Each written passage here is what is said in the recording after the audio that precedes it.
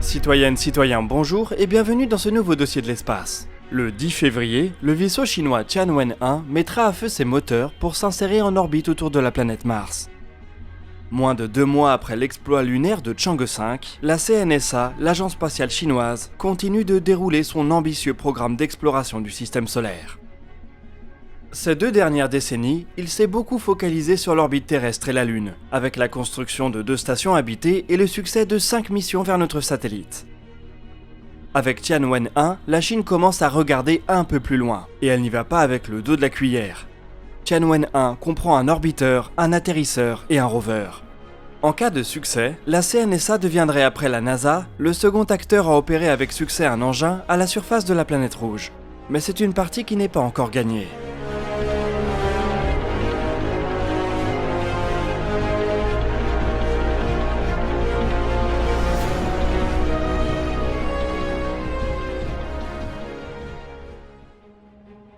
À vrai dire, Tianwen-1 n'est pas vraiment la toute première tentative martienne chinoise.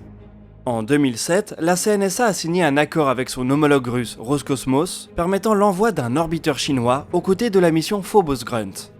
Cette dernière a décollé en 2011 mais n'a malheureusement jamais pu quitter l'orbite basse, suite à un dysfonctionnement. Le premier orbiteur martien chinois, Yingyo-1, n'a donc lui non plus jamais pu s'élancer vers Mars.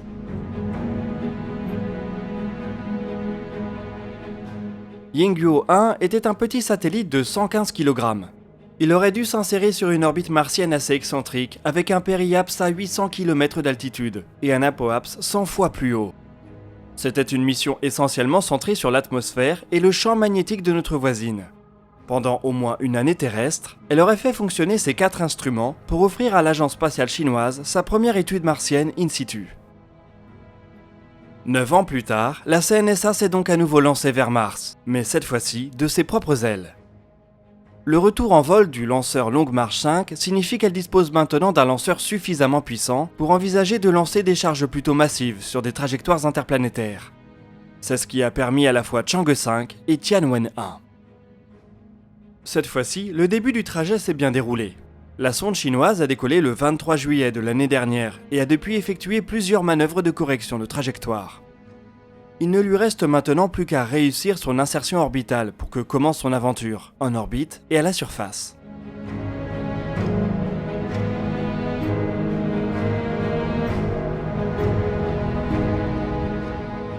Une fois capturé par le puits gravitationnel de la planète rouge, Tianwen-1 ne compte pas se précipiter. La sonde va peu à peu abaisser son apoapse, jusqu'à se retrouver sur une orbite de 265 par 12 000 km qui lui permettra de se mettre au travail. L'orbiteur y restera au moins 2 années terrestres. Il s'agit d'un engin bien plus massif et ambitieux que celui de la mission Yingyo-1. Il affiche presque 3 tonnes d'œufs et dispose de 7 instruments scientifiques. 2 caméras, un spectromètre, un radar pénétrant, un magnétomètre et 2 détecteurs de particules. Les 2 caméras vont imager la planète à moyenne et à haute résolution. Dans un premier temps, cela permettra de confirmer les bonnes caractéristiques du site d'atterrissage prévu pour le rover. La caméra haute résolution pourra d'ailleurs produire des images 3D sous certaines conditions. Elles vont aussi permettre de repérer un site d'atterrissage pour la mission de retour d'échantillons qui est prévue dans une dizaine d'années.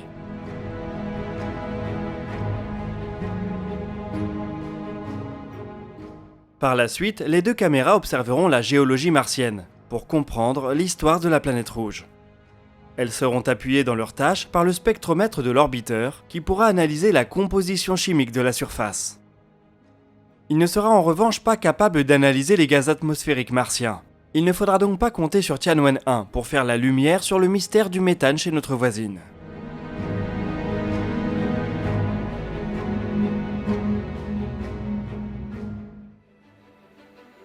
Le radar pénétrant va de son côté pouvoir chercher des poches de glace d'eau situées jusqu'à 100 mètres de profondeur. Ce qui là aussi pourrait révéler des sites intéressants pour la future mission de retour d'échantillons. Il ne pourra en revanche pas confirmer les fameuses détections de lacs souterrains réalisées par l'instrument MARSIS de Mars Express. Les 3 autres instruments fonctionneront in situ, c'est-à-dire qu'ils analyseront l'environnement immédiat de la sonde plutôt que ce qui se passe à la surface. Le magnétomètre et les 2 détecteurs de particules étudieront la manière dont le vent solaire érode l'atmosphère martienne, en l'absence d'un champ magnétique global. Elles pourront donc venir compléter les données recueillies par la sonde américaine Maven. Après 2 à 3 mois d'observation préliminaire, il sera temps de lancer la mission au sol. L'atterrissage du premier rover martien de la Chine devrait donc avoir lieu autour d'avril ou de mai.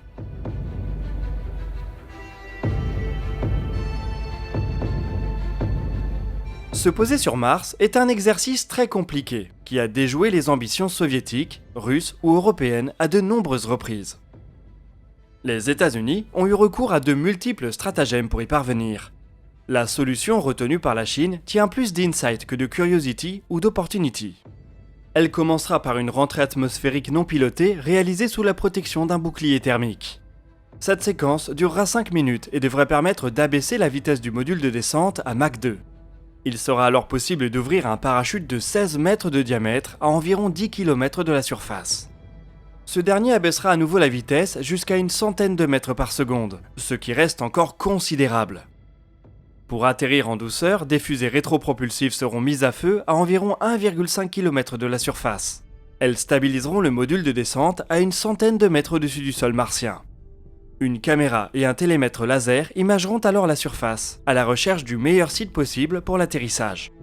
Cette phase se fera en complète autonomie, c'est donc l'atterrisseur qui devra valider par lui-même le site final.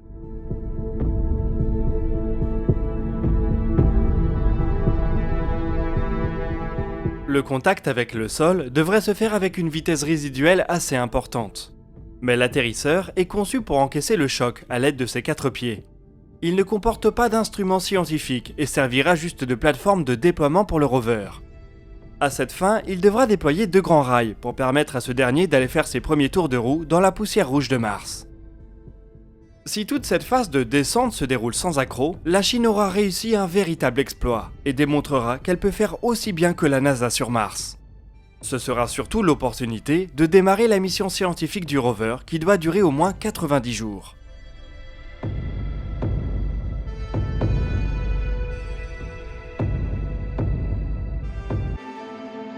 Pour son premier rover martien, la Chine a vu grand.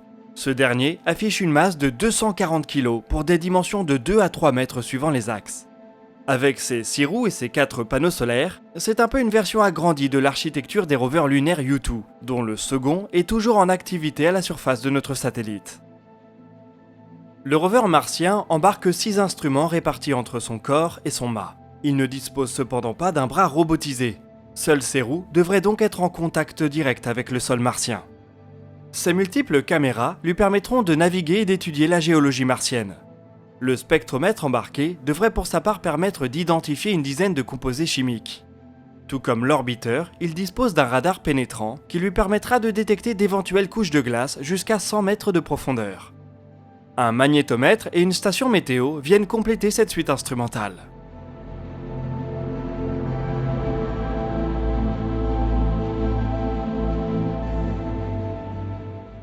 La CNSA a prévu une mission primaire de 3 mois, mais rien n'interdit que cette dernière soit beaucoup plus longue. Le rover lunaire U2-2 approche par exemple les 750 jours de mission, alors qu'il ne devait survivre que 90 jours. Si la CNSA a aussi bien conçu le rover de Tianwen-1 et qu'elle parvient à le poser sans encombre, une mission de plusieurs années pourrait se dessiner. Le rover devrait se poser dans la région d'Utopia Planitia, une zone de l'hémisphère nord qui a déjà accueilli la mission américaine Viking 2 dans les années 1970. Le rover chinois ne devrait d'ailleurs pas atterrir très loin de la mission Perseverance, qui vise le cratère Jezero situé à quelques encablures au sud-ouest. Au sol, la mission chinoise va essayer de naviguer dans d'anciens lacs et rivières, ou tout autre environnement ayant un jour été en contact avec de l'eau liquide. Elle se place donc dans la lignée des missions américaines et européennes de ces dernières années. Grâce aux 2 radars pénétrants présents sur le rover et l'orbiteur, il sera aussi possible de comprendre où une partie de cette eau est allée se réfugier. Tianwen-1 devrait donc largement participer à une meilleure compréhension de la planète rouge et de son histoire. À condition de pouvoir récupérer toutes ces données. Avec sa première véritable mission interplanétaire, la CNSA se retrouve face au défi des communications dans l'espace profond. Elle ne peut pas s'appuyer sur le Deep Space Network américain et a donc dû créer son propre réseau planétaire d'antennes. Celui-ci comprend 7 sites en Chine et 1 en Argentine, avec plusieurs antennes de 40 à 50 mètres de diamètre. Pour le moment, ces installations n'ont eu qu'à suivre des missions lunaires. Elles vont maintenant devoir communiquer avec un tout petit rover, évoluant à des dizaines de millions de kilomètres. C'est un exercice qu'il va falloir vite apprendre à maîtriser, car ces mêmes antennes devraient rapidement avoir fort à faire. En effet, au cours des 10 à 15 prochaines années, l'agence spatiale chinoise compte accélérer son programme d'exploration du système solaire. Une mission de retour d'échantillons d'un astéroïde géocroiseur autour de 2022, un programme lunaire très chargé, un retour d'échantillons martiens et une première sonde à destination de Jupiter autour de 2030, ainsi que 2 sondes lancées vers l'espace interstellaire.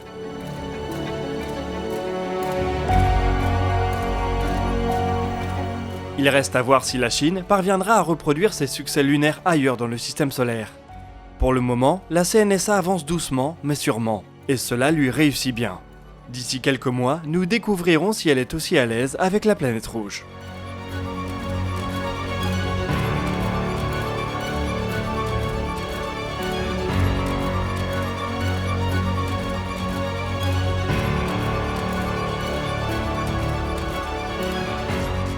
Nous voici arrivés au bout de cette vidéo.